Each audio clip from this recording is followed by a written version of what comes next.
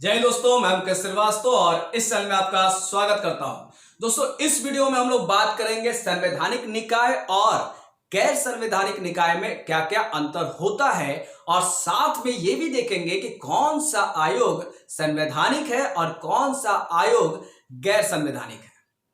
ठीक है, ऐसे पॉलिटिकल साइंस से रिलेटेड मैंने बहुत सारे वीडियो बनाए हुए हैं। आप जाकर डिस्क्रिप्शन में जाइए, प्लेलिस्ट बना हुआ है, उसमें आप देख सकते हैं और एग्जाम से टकराता भी है। मैंने टॉपिक भी वैसा वैसा ही लिया हुआ है, तो एक बार आप जाकर देख सकते हैं। तो चलिए फिर शुरू करते हैं। सबसे पहले भैया मैंने यहाँ निकाय लिखा हुआ है। निकाय तो बता ही दिया, संस्था या आयोग, इसी को हम लोग निकाय कहते हैं। और एक हो गया आपका संवैधानिक निकाय। अब संवैधानिक निकाय, आप कभी भी आप किसी दो लोगों को बात करते देखते होंगे तो बोलता है संवैधानिक बात करो, इससे वाला बात नहीं, जायज बात करो। अब जायज बात करो मतलब भाई जहां लिखल है कि हाँ ऐसा ही होना चाहिए, उसे जायज कर सकते हैं। अब संवैधानिक मतलब जो संविधान में जो लिखा हुआ है, संविधान में किसी आयोग का उल्लेख किया गया है अनुच्छेद के द्वारा या अनुसूची के द्वारा, कहीं भी अगर संविधान में उल्लेख किया गया है तो वो आयोग या निकाय संवैधानिक निकाय कहलाएगा। अब एक बात होता, यहाँ पे क्वेश्चन उठता है कि जो मूल संविधान में लिखा हुआ है वही या जो बाद में जोड़ा गया उसको भी क्या संवैधानिक निकाय कहेंगे? तो बिल्कुल कहेंगे। आप एक चीज देखिए कि जो संविधान में संशोधन होता है, संविधान संशोधन के द्वारा भी जो आयोग जोड़ा गया है उसे संवैधानिक निकाय ही कहेंगे। ठीक है सॉरी, जैसे आप यहां पे देख लीजिए, वित्त आयोग अनुच्छेद 280, निर्वाचन आयोग अनुच्छेद 324, उसके बाद लोक सेवा आयोग 315, फिर महान्यायवादी आप देखते होंगे और राज्य में महाधिवक्ता देखते होंगे, तो महान्यायवादी आपका अनुच्छेद 76, उसका राष्ट्रीय अनुसूचित जाति आयोग अनुच्छेद 338, अंतरराज्यीय परिषद अनुच्छेद 263। ऐसे बहुत सारे आयोग हैं जो संवैधानिक निकाय हैं, ऐसे बहुत सारे हैं। मैंने कुछ ही का नमूना दिया हुआ है। अब उसके बाद बात करते हैं गैर संवैधानिक। तो आप खुद समझ गए होंगे जिसका उल्लेख हमारे संविधान में नहीं किया गया है, बिल्कुल नहीं किया गया है किसी भी आर्टिकल के द्वारा, उसे हम गैर संवैधानिक संस्था कहेंगे। लेकिन इसको भी दो भागों में बांटा जाता है। देखिए, एक और दो। तो पहला है सांविधिक निकाय और दूसरा है कार्यकारिणी निकाय। अब इसमें क्या कहता है कि जैसे संसद है और विधानमंडल है, यानी केंद्र की बात करें तो संसद और राज्य की बात करें तो विधानमंडल। तो मान लेते हैं कि जो संसद तीन पार्ट है, जैसे एक 3 अंगों का बना हुआ है, तो जैसे कि आप राष्ट्रपति, लोकसभा और राज्यसभा।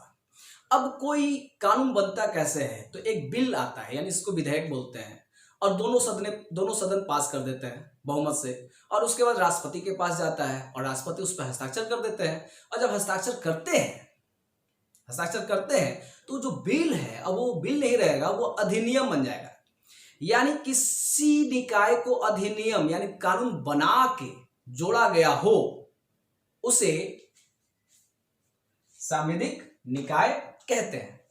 देखिए यहां पे मैंने लिखा हुआ है, संसद या विधानमंडल के अधिनियम पास करके किसी निकाय का गठन किया गया हो उसे ही, जैसे कि राष्ट्रीय राज्य मानवाधिकार आयोग, जैसे कि राष्ट्रीय महिला आयोग, जैसे कि केंद्रीय सूचना सतर्कता वाला भी हो जाएगा, लोकपाल भी हो जाएगा, सीबीआई भी हो जाएगा। ऐसे बहुत सारे निकाय हैं जो इसमें भी आता है। बस मैंने एक नमूना मतलब थोड़ा सा एक हिंट दे रहा हूं कि आप इस हिंट के माध्यम से समझिए, जो अगर आपको अधिनियम लगे तो आप समझ लीजिएगा कौन सा निकाय है। अब बात करते हैं कार्यकारिणी निकाय। अब ये क्या है कार्यकारिणी निकाय? तो इसको ना अधिनियम से ना संविधान संशोधन से पास करके लाया जाता है, इसको तो फिर कैसे लाया जाता है? तो देखिए, आप गौर कीजिए, सरकार की जब बात करें अगर केंद्र में, तो प्रधानमंत्री होते हैं, ठीक, साथ में मंत्रिमंडल भी होते हैं, ठीक। राष्ट्रपति सरकार में नहीं आते हैं, लेकिन राष्ट्रपति भी एक मुख्य पिलर है। तो उसी तरह से अगर सरकार के द्वारा, अब सरकार का इच्छा है कि मंत्री लोग का इच्छा है कि भाई ये निकाय होना चाहिए, तो होगा, नहीं होना चाहिए तो नहीं होगा। यानी ये सरकार की इच्छा पर है, इसीलिए उस निकाय को हम लोग क्या करते हैं, कार्यकारिणी निकाय। जैसे यहाँ पे देखिए नीति आयोग आप देख रहे हैं, तो अभी आपने देखा ही होगा कि इसका नाम ही था योजना आयोग, योजना आयोग नाम था। लेकिन जैसे ही प्रधानमंत्री बने, नरेंद्र मोदी जी प्रधानमंत्री बने, तो इसका नाम चेंज कर दिया और इसका नाम कर दिया नीति आयोग, क्योंकि उनके हैंड में था, वो कर सकते थे। और उसके बाद राष्ट्रीय विकास परिषद, ये भी एक आपका कार्यकारिणी निकाय होता है। तो ऐसे भी मैंने आपको जो सबसे ज्यादा क्वेश्चन जहां से आता है ये वाला वित्त आयोग, निर्वाचन आयोग, महान्यायवादी, तो ऐसे इस पे बहुत सारे मैंने वीडियो बनाए हुए हैं, और जो छूटा हुआ है अभी कंटिन्यू मैं आगे भी बनाने वाला हूं, जो आपको मिलेगा। तो एक बार प्ले लिस्ट में जरूर जाके देखिएगा, और ये अंतर अगर समझ में आया तो ठीक है, नहीं समझ में आया तो एक बार पूछ लीजिएगा, कॉमेंट करके बता दीजिएगा, तो देखते हैं कुछ उसका उपाय किया जाएगा। अब रहा बात कि मैं आपसे अपील भी करता हूं कि लाइक ना करें, शेयर भी ना करें, बहुत पैसा लगता है शेयर करने में, लाइक करने में। अगर अच्छा लगे तो लाइक जरूर करें, और अगर थोड़ा प्यार करते हैं, अगर अच्छा लगता है, मुझे मानते हैं, तो आप शेयर भी कर सकते हैं। और देखिए अनअकैडमी पे भी मैं बीपीएससी का कोर्स लेकर स्टडी स्टार्ट किया हुआ हूँ, बहुत 2-3 महीना हो गया।